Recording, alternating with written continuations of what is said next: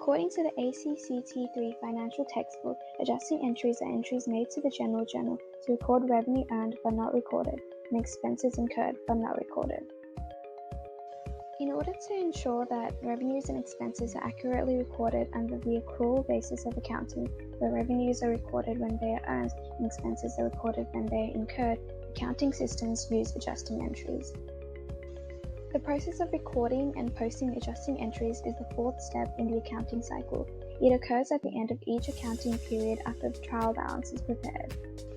There are four basic scenarios for which adjusting journal entries are required. Today we'll be looking at deferred revenue and deferred expenses.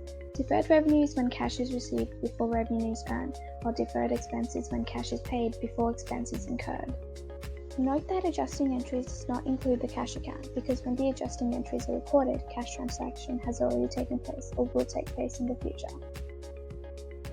When there is a deferred revenue, at the time of the cash receipt, the company has not yet provided the service, and therefore cannot record the cash as revenue.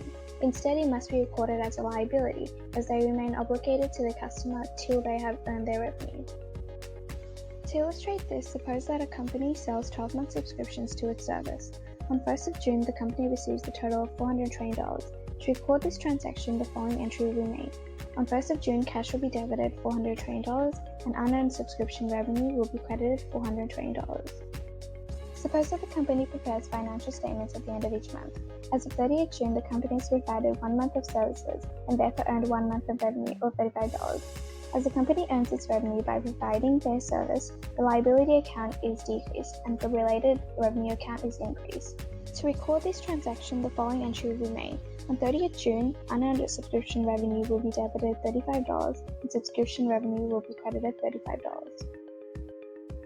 When there is a deferred expense, at the time of the cash transaction, the company has yet to consume the resource it has acquired and therefore cannot record an expense. Instead, it must be recorded as an asset. To illustrate this, suppose that on April 1st, the company purchases a 12-month insurance policy for $3,600. To record this transaction, the following entry will be made. On 1st April, prepaid insurance will be debited $3,600 and cash will be credited $3,600. Suppose that the company prepares financial reports at the end of June. As of 30th June, the company has consumed 3 months of insurance and therefore has incurred 3 months of expense, $900. As the company consumes its insurance, it decreases the asset account and increases the related expense account. To record this transaction, the following entry will be made.